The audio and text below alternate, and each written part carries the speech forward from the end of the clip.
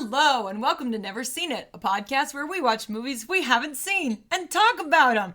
I'm one of your hosts, Betsy, and with me, as always, is my husband, Trent. Hi, I'm also here. You are.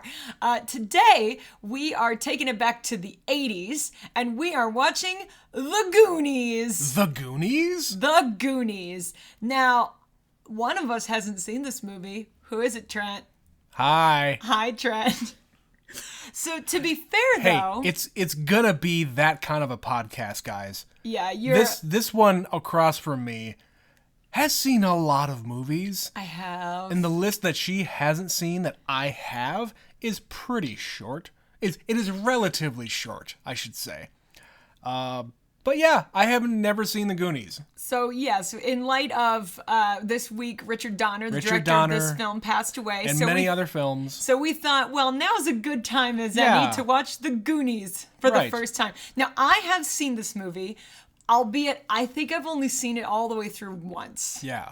So I know a lot of people who love this movie. Yeah, and it's kind of one of these movies from our childhood. Well, like people our age. Like, the movie came out the year you were born. Right. So that's why I think I haven't connected with it the way a lot of people have. Yeah, same here. It came out when I was born, which means I couldn't appreciate it until I was older. Yeah. And then I just got into other things, and I sort of missed the boat on this one. So why have you not seen this movie? I'm kind of the same way. Like, it wasn't anything that... I'm an older millennial. It came out... An elderly millennial. Excuse me. Elder. A geriatric millennial, there as someone go. on the internet once said. But no, I was born the year before this came out, so it's not. I mean, Betsy and I are 6 months apart, so it's not that big of a difference. Right. But again, it came out early enough in the 80s where I wouldn't have seen it when it was newer, I guess I should say. Mm-hmm. And your parents are older. They weren't exactly my folks are older, renting these kinds of movies. No, they're not going to go out of their way to go and find, movies with kids in them. They were not into like pop culture at all. At all. So you just watched what they watched. In the 90s, in the 2000s, today, whatever. They're not into pop culture. They never have been. That's okay. Not everybody is into what everybody else is into, which is probably why I am the way I am. Fair enough. And it's not that you have anything against it. You've just missed the boat for so many years. I just never sought it out. Like these cultural touchstones that everybody seems to have seen. Like we saw Avatar earlier, and, that was what it was. It just happened to be popular. As is this movie. And I'm not going to turn this into a big defense of me. Why haven't you seen it since you saw it the first time? It's one of these movies, as I mentioned, I sort of was too young to watch it when it came out. By the time I got around to watching it, I was into my own thing. I was a big Disney kid, so I was watching, Aladdin and Beauty and the Beast and Pocahontas and all the stuff that came out in the 90s. And so I didn't have ready access to a lot of the stuff from the 80s. Because again, when we were young is when video rental was becoming a thing. VHS really started to become a thing in the late 80s, early 90s. Right. So you couldn't this wasn't a movie that was just on TV. Yeah. We didn't have cable in my house. Yep. So even though this, I'm sure, played on like TNT, TBS, those kind of channels all the time when we were growing up, I wasn't there to watch it. We didn't have streaming. We didn't have access to it. So if I didn't get it from the rental place, which there was always something else I wanted to see, I didn't see it. Okay. So I missed this one. I think the first time I saw this movie, I was in high school. All right. I don't think I've seen it all the way through since then. Because the people who love this, they watched it when they were kids. So they have this affinity for it because it was like a cultural touchstone of their childhood. Yeah. And while I can appreciate this movie, it's a little harder for me because I didn't watch it when I was 5. Sure. I didn't watch it when I was 8. Yeah. So I will leave it to you to decide how you feel about this film. Yeah, and I am gonna say I have seen movies like this. It's not like I didn't. Oh yeah. It's not like I don't like this kind of a movie.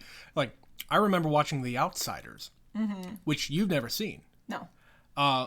it's in the same vein as this one, where a lot of young actors, young male actors for that matter, got their start or got kind of famous from these movies. Okay, so what do you know about this movie? Who's in this movie that you definitely remember is in this? Well, and this is just based on my cursory look at it. All I did was I just looked at the summary of the movie somewhere, and I saw, hey, Sean Astin, hey, Josh Brolin, hey, one of the Coreys is in it. Okay. Yeah. But, like, what it's about, I assume it's some kind of coming-of-age story involving a bunch of young boys. Okay. And that's all I know. And it's all you know. Before we started recording, I told Betsy, I don't think I know anything about what happens in this. I just don't. And I think it's one of those movies where until you watch it, I think even the trailer doesn't really tell you everything you're getting into. I mean, the name of the movie, The Goonies, is this like a club that they create? Is it something that they call their pets? Is it something, I could keep going. You have no idea. I really don't. Like, I'm going to put my bet on it's a club because that's what kids do back in the day when you don't have internet. Do you know any of the kind of pop culture references to this? Like things that people say about this movie? Oh, I will probably recognize them, but I do not attribute it to being Goonies. Okay. So, is there the kid who does the dance with his belly in this one? Maybe. Okay, there's one, maybe. Do you know what it's called? Oh, God. I'm going to really put you on the spot. Just because with a movie like this that is as old as it is, Yeah. the likelihood of you having picked up so many bits and pieces is high. Sure. Oh, sure. But then at the same time, I'm going to equate it with like a movie like Stand By Me. Fair enough. Another There's movie. some crossover. Yeah, another movie I haven't seen. It's a lot of the same kind of thing, I'm sure, that, never really spoke to me but I didn't really have a lot of friends that we went out and did a bunch of like adventures. Like I went to school with them and we hung out at each other's houses and played video games. That was my childhood. Yep. Yeah. So. You didn't go to movies. You didn't watch Goonies. No. And I think from your perspective, do you think that you maybe didn't get into this one because it is a bunch of boys?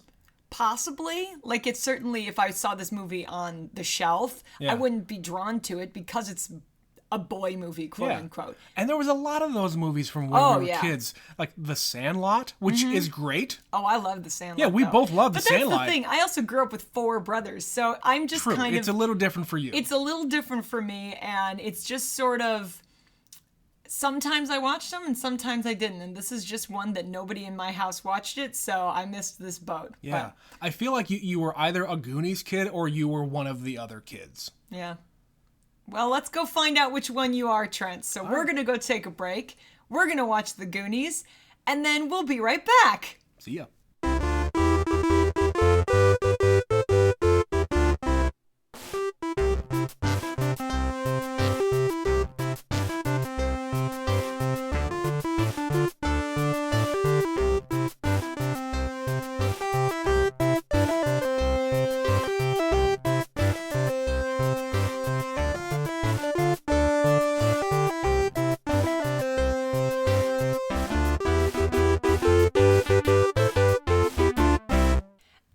We are back.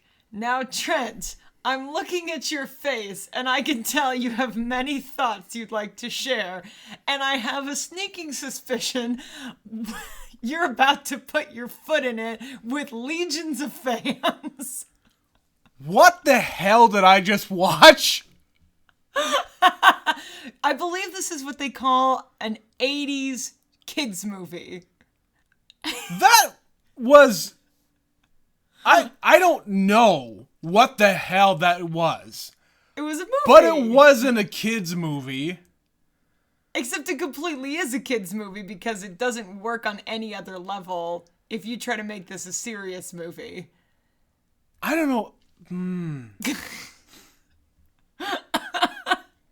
My mind is just not there anymore after what I just witnessed. What the hell? It's like stream of consciousness from a child. Yes. Yes. But this was made by adults. Not just any adults. This was made by Steven Spielberg Yeah. and Chris Columbus. Yeah. Chris Columbus, who went on to make many, many, many movies. Those people have made good movies. This is not a good movie. Oh, we're just going right to it. Okay. I kind of hated this. Really? I don't know how else to react to what I just witnessed. Okay. What the hell? Wow. Yeah, we're going to get some hate mail. Okay. So, understand, number one, it was the 80s. Number two, they're trying to make, what do we call it? An action movie, maybe? A family movie for kids where the kids get to be the hero. Yeah, I get that. And it's like they're trying to like bring in tropes from like a lot of different kinds of movies. Yes. Like, yeah, it was the 80s and they it kind of was, I don't know if they were imitating other things. Like there were like 5 different Rube Goldberg machines Yes. in this movie. And I don't know what came first, this or Pee-wee. I think Pee-wee came out in what, 80?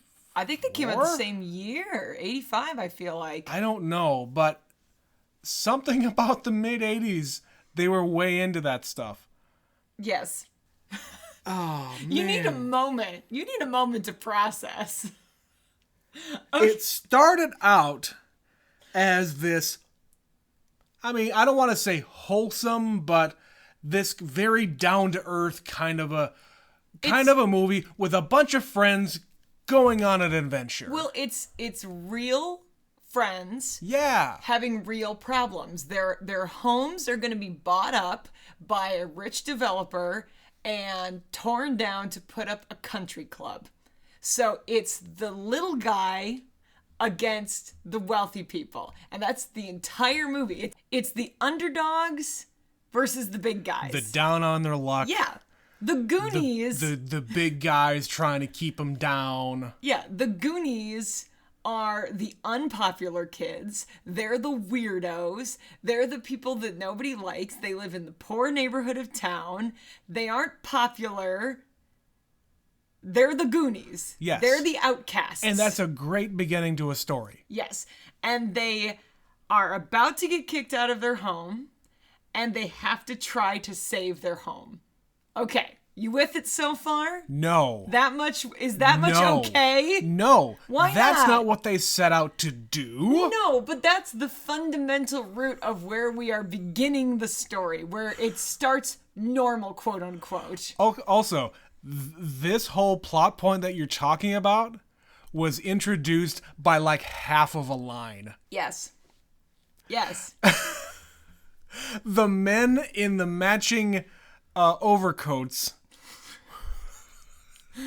come to the house and give a child a piece of official paperwork. Yes. To give to your daddy. Give to your dad, to son, to your father. Is your mommy home? And they weren't even like they weren't even like cartoonish villains. They were just, hey, here's a couple of dudes, and then there's like a quick cut. It's like half a second of those two guys after they give them the paperwork, of those two guys saying, foreclosure. What? Like they kind of edited it in because it didn't make sense to people. No, We need not to throw one this bit. one scene. Okay, I'm going to just try to view this from an analytical perspective, just see if I can make this make sense. Good luck. I don't think I'm going to win you over by any means. And I talked about it before. This is not a movie that is beloved by me, but Sure. I'm trying to understand why other people like this movie. So the adults in this movie, like you kind of touched on it, they're cartoonish. This is a movie for kids. The adults are kind of phony. They don't really do anything of consequence. No. They're ridiculous most of the time. Uh-huh. Like the villains are completely ridiculous the whole movie. Which, the hey, parents are oblivious. Right, like the the Italians, Yeah, the Fratellis. They're called the Fratellis. the Italians, the cartoonish Italian mobsters, Yes. they were typical of kids movie villain. Yeah. Like they had some like slapstick comedy happen to them. Yes. A whole lot of nut shots. There was this movie was giving me some pre-Home Alone vibes from Christopher Columbus. Totally. Yeah. And you got 5 years before that, but this had the same vibe. fucking Large Marge, after she got out of the truck, as the mother of those folks. Is that actually Large Marge? No, it's not. And she's just, again, this cartoonish, villainous type of like, she's got like joke lines. She's got, I can't even remember any of the specifics, but yeah. Okay, so those villains, let's say, are typical of what a movie like this should have for a villain. Right. They're scary to a child, but they're like, Yeah. they're a real threat. They are straight up murderers. Yeah. But they're buffoons.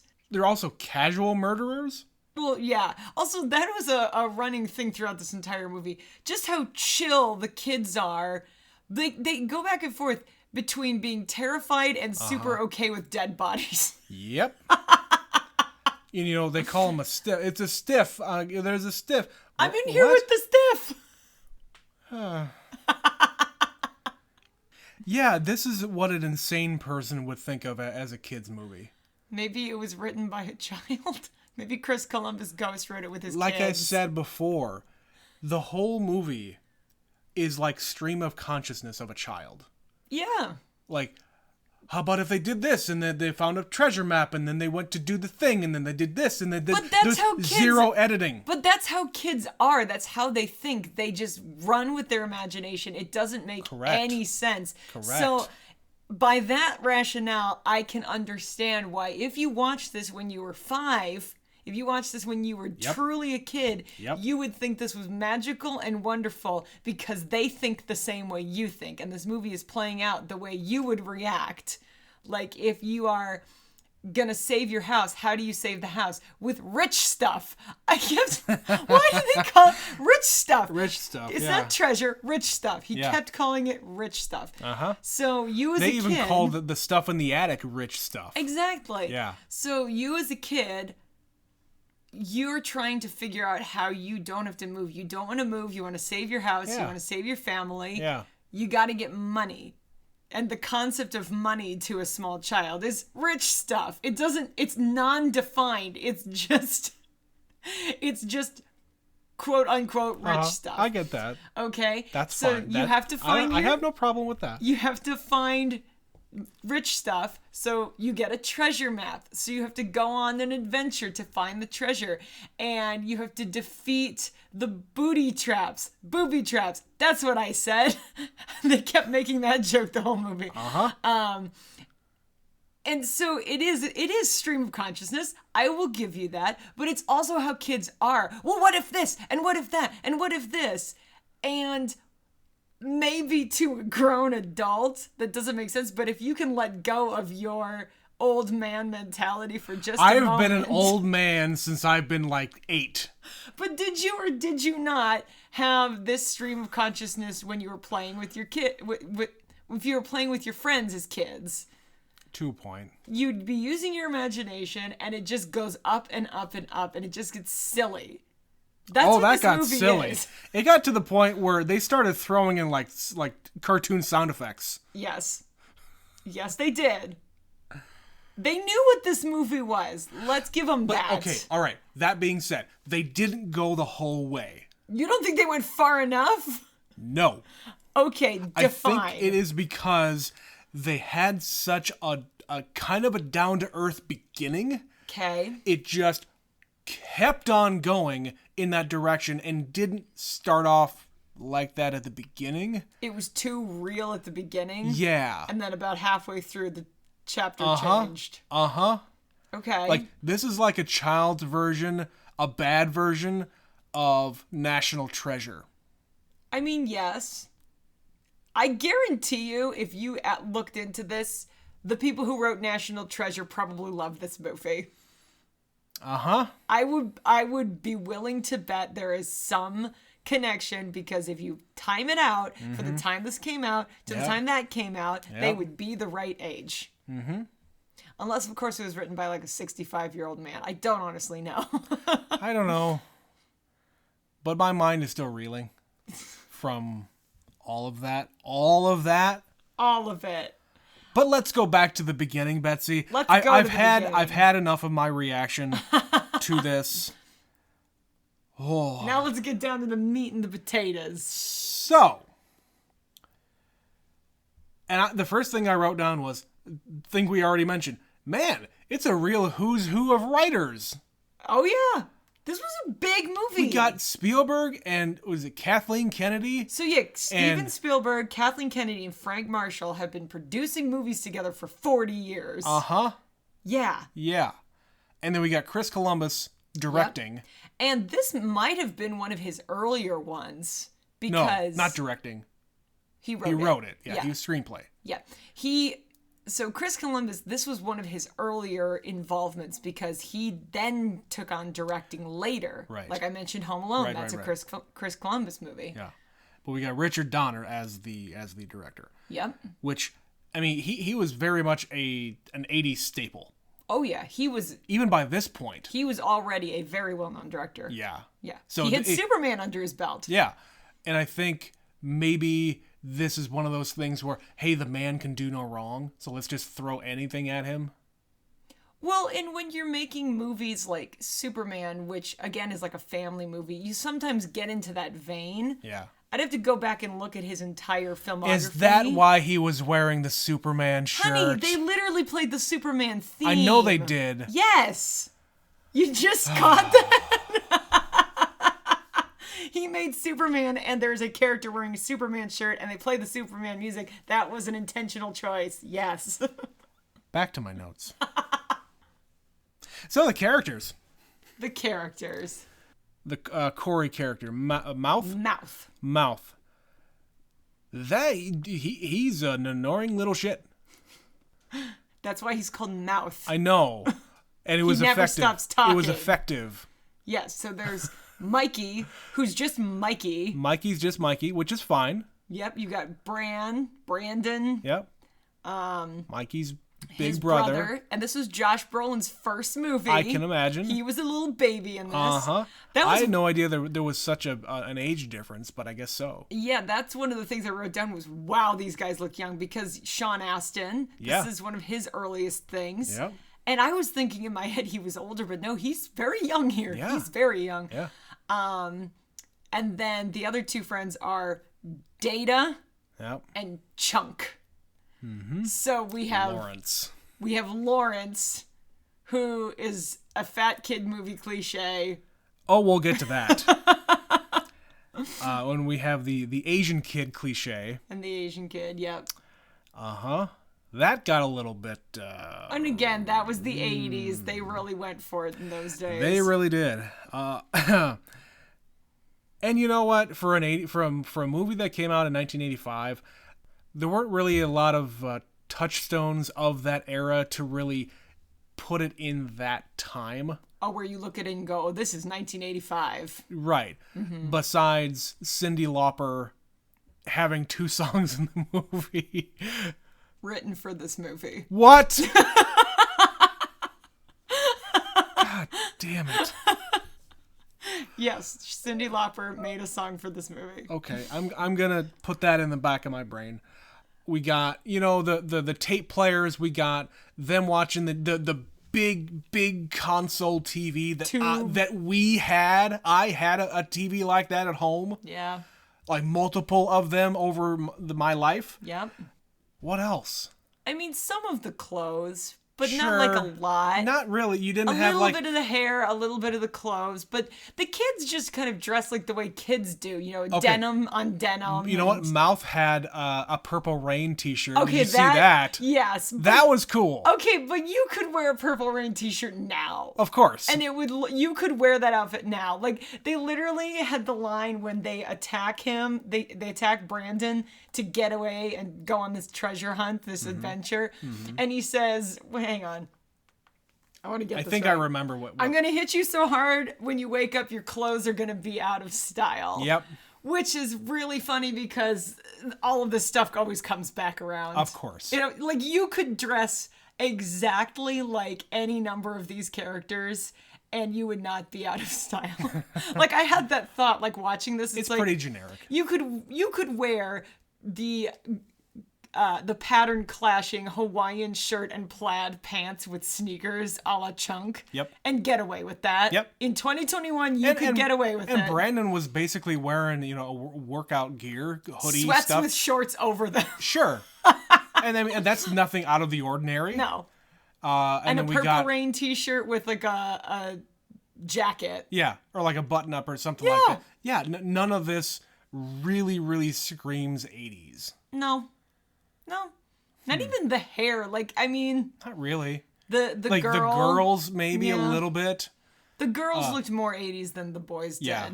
But again, you could wear any one of those outfits out today. Nothing matters. Live your dreams. Dress the way you want to dress. Oh, Betsy, I don't know if you knew this, but the 90s are back. I have heard something about that, yes. Every time we go to like the mall or basically anywhere in public, you have to point out, number one, the fashion that other people are wearing, and number two, the clothing that is for sale. Yep. At the mall. Yeah. Remember the malls? Yeah. We have one. They were very popular when this movie was made, but we didn't get a mall in this movie. No. We should watch Mallrats. Maybe someday, Trent. Preview for later. Let's continue. They mentioned Godfather's Pizza. Yes, they do. Yeah. And Domino's showed up. And Domino's showed up at the end with the old-ass logo. Yep. Against all odds, we still have a Godfather's open in this town. Yes, we do. A single Godfather's. One, yes. When we have multiple Domino's, multiple Pizza Hut, multiple other things. Everything. Yeah. Godfather's still is going. Go figure. In probably a building that was built in 1985. Mm-hmm. Probably. I would not doubt that in the least bit based on what it looks like and where it is. I've never been inside of it. I don't eat at Godfather's. I might have been inside that Godfather's once. Maybe when I was in high school. Was Godfather's really a big deal in the 80s? I don't know if it was a big deal in the 80s. I know in the 90s it was. I just don't remember because in my the Pizza War, Pizza Hut always won in my house. Godfather's was actually a pretty big deal where I grew up. I think they were like 2 or 3. And that was the place that my folks wanted to get pizza from because they had a taco pizza. No place in town had taco pizza other than Godfather's. At the time. Yeah. And my folks were not much into pizza in general. It was novel. Yeah. But yeah, just another one of those things to date it. Like, there's probably a lot of people out there who have never even seen a Godfather's, much less eaten any Godfather's. Yeah. It's kind of bad. It's fast food pizza. Like, it's not pizza. good. It's not good. It's also, let's just keep going on Godfather's. It's also very expensive. Okay. Maybe that's why they're still in business. Like, their margins are very, very high. Maybe. Or the people who grew up watching Goonies really, really love Godfather's Pizza. Write us. If you love Godfather's Pizza and love Goonies, what the hell is wrong with you? Let's continue. So, this takes place in Astoria, Oregon. Yes. Which is a small town along the coast of a bay. Yes. Which separates the extreme northwestern corner of Oregon and the extreme southwestern corner of Washington State. Yeah. So kind of a nondescript town, but when you get to the end, you have to be able to get a pirate ship out to sea. I would like to contend this point. Did we have pirates on the west coast of America in the 1600s? I'm going to say yes. Like, we had, like the conquistadors had been exploring, like, Middle America, but I just don't know if anybody was on the full opposite side on the Pacific Ocean. There had to be. I mean, I don't know. I'm not good at... Yeah, the Pacific Ocean is a heck of a lot wider than the Atlantic Ocean. I just basically mean most of the explorers were coming from Europe. Of course. And in order to get there, you would have had to go all the way around South America. Uh-huh. I know. Of all the things to worry about in this movie, it's the logic that a pirate could find their way to Oregon. That's the problem I have with this movie, apparently. Well, coming from Asia, it's kind of a straight shot. I guess. Yeah. If you're a real deal pirate, One-Eyed Willie. At first when they mentioned One-Eyed Willie, I thought it was a joke that his dad played on him. Yeah. Yeah. Sounds like a joke someone's dad would play on them. Uh-huh. Because that's a great name for a pirate. And for a penis. Fact. I'm just going to keep sighing through this entire thing. Excuse me. But going back to them discovering a pirate map, treasure map type of thing. Yes. So Mikey, being who he is, he seems kind of like the quiet, nerdy kid that has some weird friends. Yes. I was kind of the quiet, nerdy kid that had a few friends. Right, and you'd probably react the same way. Like, guys, my mom, you're not supposed to be in here. You're going to get me in trouble kind of a thing. So they go up to the attic where all of his dad's rich guy stuff is.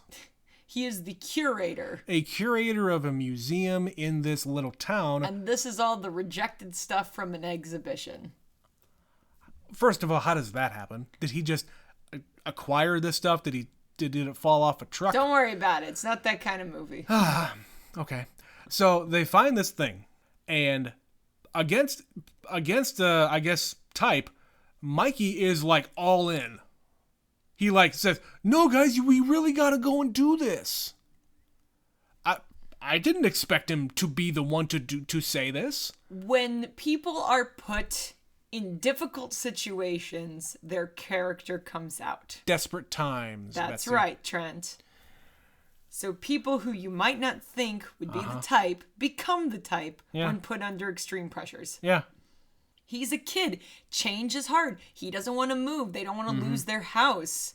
These are big deal changes. They're not just moving. Their house is going to be torn down. Right. Foreclosed on and torn down. Not just their house, their neighborhood. Like, all of their friends' houses are being torn down. Which, again, they barely touch on that. It's not the point of the movie. We're going on an adventure. My goodness, Trent, getting so hung up on this. Let's continue. Okay, my notes kind of trail off because I was getting lost in this. Lost or absorbed, Trent? Were you absorbed? Okay, so they go off and go to... Apparently they go to the coast. They go to the Cape, I guess, where he holds up the little doubloon and says, "Go over to the restaurant." And something that I noticed, a couple, I don't remember who it was, but they were skipping. They were skipping? They were skipping together. Like when they were going from like the coastal area over to the restaurant. Well, they were counting. They were counting 100 paces. Right, I get that. And they're children, so they're trying to take big paces. Sure. I don't see... Kids don't skip. There was a lot of weird little references like that. Like, he plays with marbles? Right. He's a child of the 80s. Right. Why are we playing with marbles in the 80s? Yeah. For plot reasons, like, Trent. For plot. I had marbles. I didn't play with them. I just happened to have them. Yeah. In the 80s, we were all getting the race tracks, like marble tracks and things. Yeah. That's what we did with marbles. We didn't actually play marbles. No, the not way at all. they are designed to be played. The game was invented to be played that way. In like the 50s, 40s. Oh God, earlier than that. Well, I mean, when it was popular. Yeah. But yeah, on the way there, okay, we mentioned this before. The whole fat kid shtick Yes. really got on my nerves. Again, I think you have to give this as a product of the 80s because there's a I lot know. of problematic movies that came out of that yes. decade. I am totally with you with that, and I told myself that throughout the entire movie, but they kept at it. Right. They are pretty awful to him. Yeah. They make him dance. Fat kid, dance. Dance, fat kid. We won't let you in. Okay. In the intro, I couldn't remember the name of the dance. Before we even started it, I remembered it and I told Betsy. Yes. Yes. And what is it, Trent? It's the Truffle Shuffle. The Truffle Shuffle, which is him pulling up his shirt and rolling around his belly and dancing. Uh-huh. Yep. Because he's fat. Lest you've forgotten. That's why they call Lawrence Chunk. That's horrible. Yeah. As a former fat child, that's horrible. If you had watched this as a kid, would that have bothered you? Yes. Was that something that bothered you as a kid? Yes. Yeah. Okay, I'm going to just tell you a very, very short story. Remember the movie called Heavyweights Yes. from the 90s? Uh-huh. Members of my family thought I might like that movie. Me specifically. Okay. You being the old man that you were when you were 6 years old. Me being the fat kid that I was when I was that age, whenever that movie came out, my family said, oh yeah, Trent would like that movie because blah, blah, blah. What the hell? Yeah. I might have developed a complex over the years. I'm not sure. Maybe I should talk to somebody about it. But let's get back to this movie. But really, you know, Chunk is... His character has a lot to do. He does. Totally. He's a big part of the movie. Yeah, he's frankly more developed than most of the characters. Yep. Despite this, like he's got a short fuse. Maybe if you tease him all the time, that's why he's going off all the time. Yeah. Resulting in him breaking a lot of stuff. He just wants you all to like him, which is why he is kind of a habitual liar. Yep. And he likes to eat because maybe he's got a complex. You think? Just a little. Oh my god. But he gets to rescue Sloth. Yeah. And he loves Sloth and Sloth loves him. And he's going to live with him now because he's a gonna child. come and live with him. He as a child has the authority to make that decision. I'm not even going to get into the whole Sloth thing because It was just one more thing. It's just one more thing I don't have the patience to really get into. I think everybody knows what all that means in this day and age. But yeah, so they get into the restaurant and like everybody is like talking at the same time. They're bouncing off the walls. Everything is happening at the same time. It's really hard to follow. Sometimes it almost felt like there wasn't actually a script. Like they just shoved the kid actors Right. in and said, react to this. Yeah.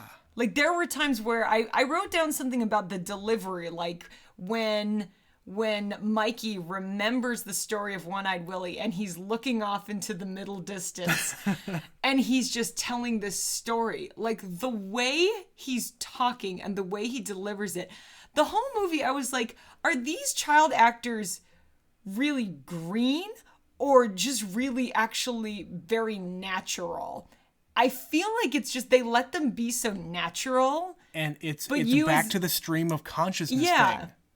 But that meant it was very real. There was a lot of scenes that they just like, literally pointed the camera and then showed them the set. Like the first time they saw the pirate ship, that was real. They planted the camera, they hadn't seen it, and it's like, we're going to show it to you, and action, and there's the pirates. Yeah, kids be kids. Kids be kids. That's cool. So that's a lot of this movie. So the director did not rein them in. So it's 4 kids just screaming and talking over each other. And maybe that didn't bother me as much just because I have 5 siblings and that is my natural state of being. And I am an only child. But I get that because there were times it went too far. It was a little bit too much where it was just like, you know, use your words, but stop just going, ha, ha, ha, ha, ha. It was just that. Yeah. We're not saying words. We're just screaming and reacting. Just that the overall structure of the movie is not what any movies are made like these days. No. Even in the past 2 decades, movies are just not made like this anymore. Mm-mm.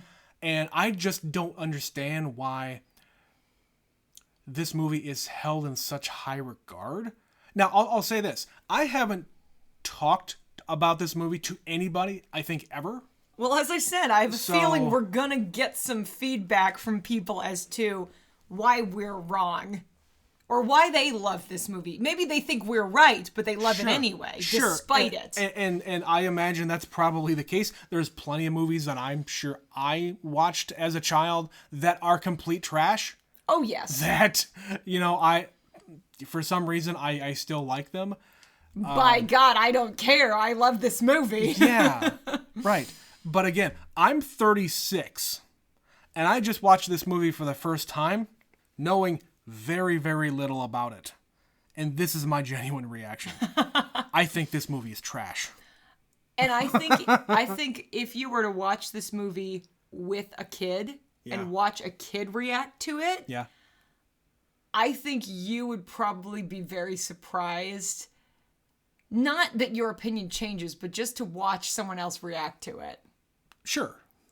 Yeah. Sure. You might understand and then get their opinion about it, why they like it. I'm going to interrogate this child. Tell me why you like this movie. Or I'll put your hand in a blender. No, I want to play violin someday.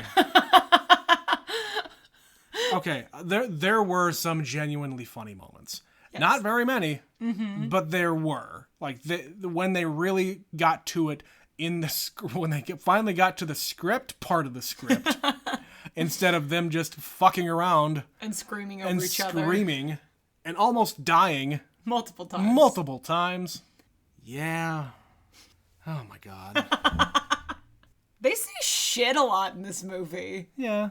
I was thinking, I wonder if maybe I didn't watch this as a kid because my parents didn't let me because they knew they said shit a lot. I didn't get to watch movies like this as a kid. Like, if there was a bunch of swearing, we didn't swear in my house. Yeah. My dad swore on occasion, and it was when he was very, very upset, and we were not allowed to repeat those words. And it was kind of the thing where you covered your ears and pretended you didn't hear it. But we did not collectively swear in the house, and we really didn't watch a lot of movies with swearing in them. I suppose. And for a PG movie, this movie has a lot of swearing. For a children's movie. Yeah. A movie that is supposed to be viewed by children. It was the 80s. Of this Again, age. It was the 80s. I give it that because this would probably still get away with being PG. No. No. They would have to get rid of They'd have to cut a lot of shit. But I think they could otherwise keep some of them in there. Yeah. You'd be surprised what people get away with these days. Yeah. See, my household was it was less like yours, but like a lot of the big words were rarely uttered. Mm-hmm. And I think it wasn't until I was, in middle school. Yeah, it must have been like middle school, where like I was off in a separate room somewhere, and I think I was cleaning something. I don't remember what I was doing. But my dad was on the phone, and he was talking with, I think, my uncle. And he said, fuck. I never heard my father say fuck before. Oh my God. Of course, I've heard it before. I knew what it meant. I knew what it was in context. I never really used it, in common practice back in the day. But I never heard this before. My little mind was blown. He's like, my father would say, everything else under the sun. Mm-hmm. My mother would too on occasion. Yep. But that word was never uttered in my presence. Say that word. Was never uttered in my presence. Mm-hmm. Yeah, your parents were not so liberal as some people we know with their kids and language. Oh no. And you know what? Who cares? Teach your kids how you're going to teach them, but have them understand the way the world works. Yeah. There is a time and a place. Yeah. We could have an entire conversation about this. a podcast. It's called Fuck. We're just gonna talk about all the times and places you can and cannot say it. Honey, Nicolas Cage already did that. He has an entire Netflix special about that. He got there before us. Yeah. He embraced the word. It's his now. Okay, so a couple of the things I wrote down. So before we got to the treasure, so they go to the restaurant, they're in the basement, they find the entrance, they go into the cave, okay? And they continue to find things that are actually worth a lot of money and don't take them. So it's like we find Mr. Copperpot. Uh-huh. And his wallet contains a Lou Gehrig baseball card. Yep. Which would be worth a crap load of money. Uh-huh. Even in 85, that would have been worth a lot of money. Uh-huh. They continue on their journey and find a wishing well full of old coins from God knows when, and tons of coins. As far back as that part of Oregon was settled. Yeah. You know? So it's just like... Or the well was dug. Right. And I love that they justify it. We can't take the money because these are people's wishes. They're people's wishes, Trent. Well, my wish didn't come true, so I'm taking it all. And then he dives down in the water. But he doesn't actually take it. I don't know. But yeah, they kept finding things that were actually quite valuable before they got to the treasure. So even if they hadn't gotten that far, it's like, that little baseball card alone would probably save a big... Yeah, anyway. They didn't have eBay in 1985. No, they didn't. And then they get to this ship, and they do, in fact, find all the treasure. The gold and the jewels and the rubies and the diamonds. So my thought about this whole pirate thing, I didn't think it was going to be real, but then they just went for it. You thought that it was like a fool's errand they were on? Yeah, like they were going to find the real treasure was their friendship. I mean, they kind of did. They kind of did because they barely took anything from the ship. Right, and they only got away with it by accident. Right. And then, the ship just sails off, but whatever. That's a whole different story. So you didn't think it was going to be real that they would find a pirate ship? No, but then it all started coming together. Like when they were, when they find Copperpot, his body underneath this, let's just call it a boulder. That's a boulder. When they set off the trap and the other, quote, boulders were falling, and when these boulders hit the ground and bounced, I laughed my damn head off. They were very realistic boulders, Trent. This was real danger they were putting these children in for the sake of a movie. Real boulders. From the guys who brought you Indiana Jones with other boulders. What else you got? The bats.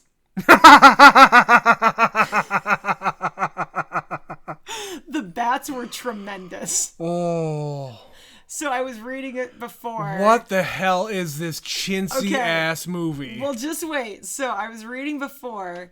The bats were little pieces of black crepe paper stuck in like an air blower being blasted at the actors. Okay, so when they were looking in the tube, that's what was being shot at them. And then they had all those close-up shots of little plastic bats on strings. I wish you could see the move I'm doing right now, ladies and gentlemen. But imagine, if you will, a little plastic bat, and you decided, I'm going to put some fishing wire on this bat and make it look so realistic. Because it's the 80s, y'all. Because it's the 80s. And that's what it looked like when it was on screen, when it was on film. And maybe that's part of it, is this was done on film, and in the 80s it would have looked great, but because they clean it up and they make it look high def, those kind of effects just fall so flat in modern era, because you can see the wires, you can see that it's paper, you can see all the tricks that they used to make it. When it was filmed, they could get away with it. And they didn't know, or they didn't implement the tricks of cutting quickly. Yeah, they stayed too long in a single shot that you could see this is a plastic bat on wires. There was one sequence that in what you're talking about where it was Brandon. It was the scene with him and him like, just freaking out with all the bats in front of him. It was that, like, if you're gonna watch this movie, number one, why? Number two, look at the Brandon shot, and that was the worst one. So there's, we talked about the adults, but there's another kind of antagonist, if you will, and that's Troy. So the boyfriend that's like driving around the rich kid in the convertible. He was the most 80s cliche athlete bro I think I've ever seen in a movie. Varsity. He's Mr. Varsity. He's Mr. Varsity with a capital V. It was awful. He's so bad. Like, that acting was terrible. His character didn't need to be in this movie at all.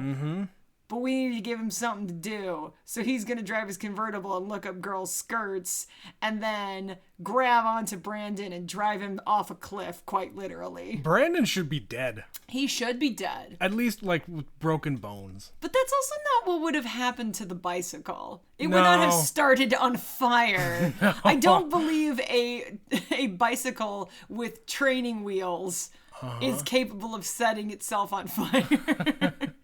Even if you ride it really fast. You know, like 45 miles an hour. 45 to 70 miles an hour on the windy roads of Oregon. Off a cliff. But yeah, Troy was not necessary to this movie at all. And he was a badly written character, and there I said it. What did you think of all of Data's inventions? I thought those were actually kind of clever. That was cute. That was cute. Yeah.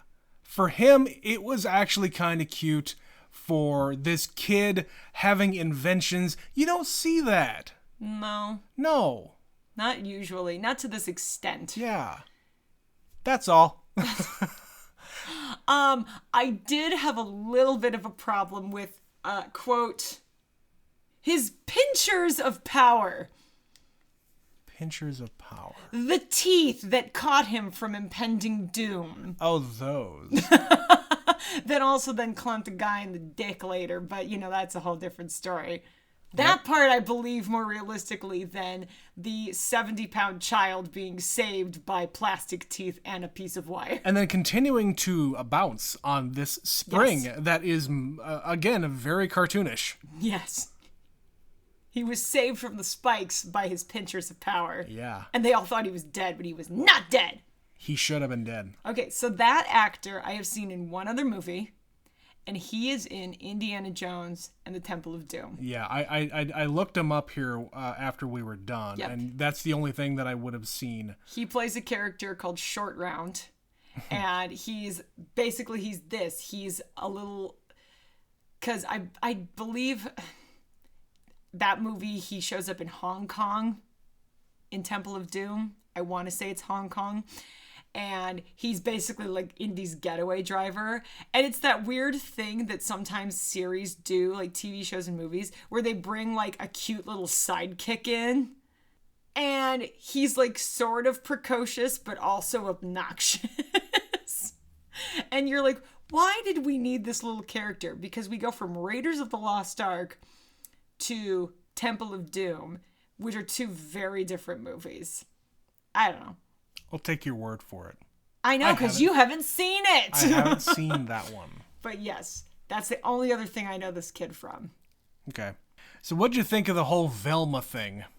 The Velma thing? My glasses! My glasses! Oh. I can't find my glasses. Oh, they're broken. Oh, no. But actually, I can see just fine by the end of the movie. Because they're in a cave and it's dark and it doesn't matter anyway. Except she can see that you're making out with that guy's little brother. And she can see in the distance, oh, it's a pirate ship. Oh, she can see this, she can see that, she can see the bone piano. Yeah. I have glasses, goddammit. That would not work. Yeah, if you really need glasses, that wouldn't work. No. Unless, of course, she's super not really needing glasses. She just wears them to look cool. Do they have fashion glasses in the 80s? Yes. They had them earlier than that even. Okay. Okay. But even still, she said that she needed them.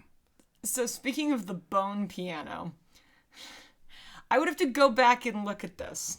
I have to listen again. It was all happening very quickly. Did they get the notes wrong?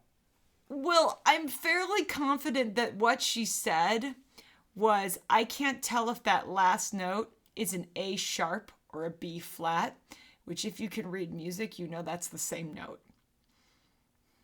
So is that just a joke then? I feel like it's supposed to be a joke. Okay. I could have misheard her. One for the piano players in the back. I could have misheard her, but I'm pretty sure she said A sharp, B flat. And if that's the case, then that had to be a joke because that's the same key on the piano. Okay. That's a good joke then. Yeah. Just something I noticed and I went, what? So the thing you probably noticed in this, I was also trying to come up with the phrases that I've heard in culture, and it's the two of them. Goonies never say die. Yep. And, hey, you guys! Okay, let's talk about those. Let's talk about their catchphrases. Goonies never say die is mentioned once Yeah. with no context.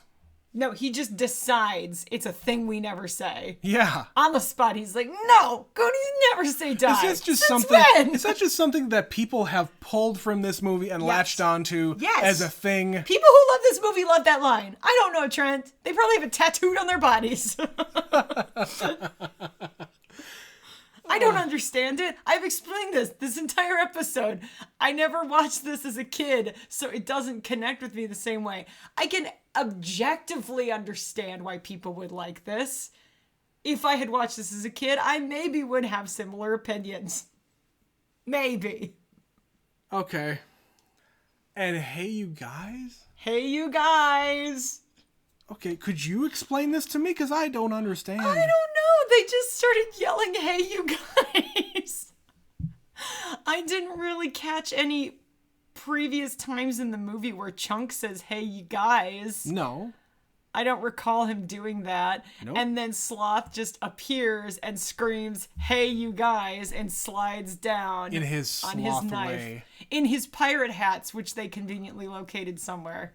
Very crisp and clean and Costume-like from a store, perhaps, that they bought. And they fit the child because, child pirate hats. He's a child pirate. well, there was a doll on the ship. There was a doll. There was That a doll like on the ship. Booby trap. Also, so they... there's just all these like weird little loose things that I have questions about. So she picks up the doll. It triggers another thing. The sand comes out and this thing pops open. And there's writing there. Yeah. But nobody reads what the writing is. They don't care what the writing is. They just punch they a just hole punch through a it. hole right through it without. And in they went. I figured Mikey was going up there to read it. No, he was going up there to get out. Screw what it says. Punch a hole in it. Choose a life of chaos, young people. I think that's what this movie is. Choose a life of chaos? No, just chaos. From about a third of the way in to the end. Children are chaotic. I was a chaotic child. But movies shouldn't be. If the movie is meant for that audience, they have the same chaotic energy, and if you can match it, it will land and be well received. Also, this movie was long. It's not even 2 hours long. It's not that long. It felt long to me. I was kind of hoping it was going to be done. Well, good news, it is done. We finished it. We watched Goonies. We watched Goonies. We sure did, Trent. We sure did. Did you catch the Gremlins reference? No. So that's another movie that was produced by Steven Spielberg. Yeah. And that came out like a year before this or something. Yeah, it was like 83, 84. Yeah, so after Chunk and Sloth like free themselves. Yeah. He's on the phone with the sheriff. Yep. Who inexplicably is fixing a pencil sharpener? Like an Was that a- old. was that a It pencil was like an sharpener? old-timey grinding pencil sharpener without just, the case. Just glancing at it, it looked like a reel for a rod and reel. I mean, it could have been that, I guess. Because I assume they do a lot of fishing here. That could have been it too. I think that's just what saw that was. something in that shape with a crank. It's something with. It could have been. Yeah, it could have been either one. It could have been either one. But you were probably actually right now that you say that. I hadn't Yeah. thought about a fishing reel. Yeah. But he was like dorking around with it, and he's like, "Is this like the time you called me about this or this, or is this like the time you called me about the little creatures that you can't feed after midnight or something, or you can't get wet?" Yeah, it's just like a throwaway line. Yeah. But again, Gremlins. That is a Gremlins reference, which you would know if you had seen Gremlins. Calling you out for your nonsense.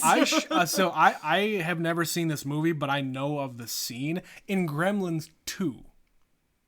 Remember? Oh, we just watched this recently. Yeah, it was like 2 weeks ago. 2 weeks ago. I told you that there was a scene with Hulk Hogan. Hollywood Hulk Hogan. Nah, he wasn't in the Hollywood. 80s? No, Hollywood was. That was in the 90s? Do not question me about 90s wrestling. Okay, I thought he was Hollywood Hulk Hogan and dropped it. I didn't No. realize he added it later. No. Hollywood Hulk Hogan came in with the advent of NWO when he went to the WCW, which was the thing that I watched. I never watched WWF. Or the Goonies. Or the Goonies. That was for weird kids. I watched good stuff. Quality stuff. Like WCW. Like WCW. Anyway, Hulk Hogan has a scene in Gremlins 2 where, like, I think the Gremlins are said to, like, they got a hold of the projection, I guess the projectionist, and they got a hold of the machine and stopped the movie. And then apparently Hulk Hogan is watching the movie in a theater in his Hulk Hogan garb. He would not be recognized if he didn't dress as himself. No, the blonde mullet and the handlebar mustache, that's nothing. You gotta have the whole garb. Anyway, but yeah, he talks to the audience and like is cursing out or like reprimanding the Gremlins for stopping the movie. Yeah. It's their fault ruining things. No, I haven't seen any of those movies, but I know of that scene. Someday, Trent, I'm gonna fix this. We're gonna make this right. No.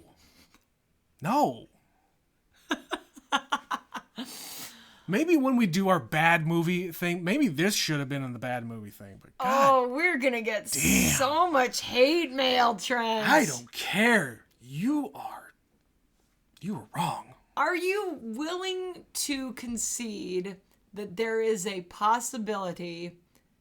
Can you see the inherent qualities of the film that would be appreciated by a child? A dumb child. Most children are dumb, Trent. No, I'm kidding. Yeah, yes, I do. But again, looking at this as I am, I cannot separate myself from what I just witnessed. Fair enough. I don't think it was like hot garbage, like thrown in a fire bad. There was a plot. They got to an end. There was a beginning. They had some good character development. Mm-hmm. I'll say that much. I knew the kids' names by the end. Yeah, which is more than I can say for some of the movies we've watched. Yeah. I will never forget when we watched an entire movie and you kept calling the character Jack, and it's like, his name is Jake. Yeah. His name is Jake. You watched an entire movie and you called him the wrong name. Yep. I'm bad with names. I got all that. Yeah. So, yeah, Betsy. I don't know. I'm glad I watched it. At the very least, I'm glad I watched it so that I can know all these references and just be in the club. And I was wrong about it being a club. I mean, they never really explain what the term means. Right, I had to Google this. So they keep using the phrase goondocks. Did you catch that? Yes. So they basically live in a poor part of town. Okay. And they call it the Goondocks. And the kids who occupy it are the Goonies. All right. That's the very short version. That makes more sense. Yeah.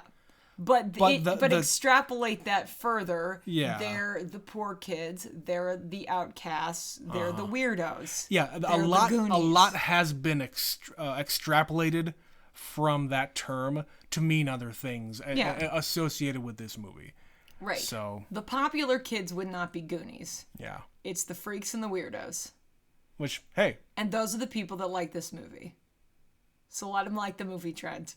Let them like the movie. You can like the movie. I do not begrudge anybody for liking anything. So, you like it, good on you. I didn't like it. Did I ever tell you about the year someone in my family was gifted this for Christmas? No. When I was in college, I don't even remember who it was, but somebody was gifted a copy of the Goonies. And on then, VHS? No, on DVD, my friend. Right. On DVD. Digital video disc. Digital video disc. The same year, and again, I don't know why this was, but we all got Slim Jim in our Christmas stockings. And if you have ever heard my family use the phrase, this is where this comes from. Christmas isn't Christmas without Goonies and a Slim Jim. I might have to bring this up at Christmas this year. It was a throwaway comment, but we all had a really good laugh about it. And it has lived on. I don't think I've ever heard that. Oh, that's funny. We've been together almost 10 years. Yeah, you ask any of my siblings when we get done, you go post, you send a message. If you say, when I say Goonies, what do you think of? Uh-huh. My family will tell you, Christmas isn't Christmas without Goonies and a Slim Jim. Snap it to a Slim Jim. There you go. All right, well, as I have stated, I have a feeling we're going to get some hot feedback about this particular movie. So, if you would like to, please reach out to us and share your thoughts. We'd love to hear from you. Please do. The email address is neverseenitpod@gmail.com. That again, neverseenitpod@gmail.com. Address your hate mail to Trent.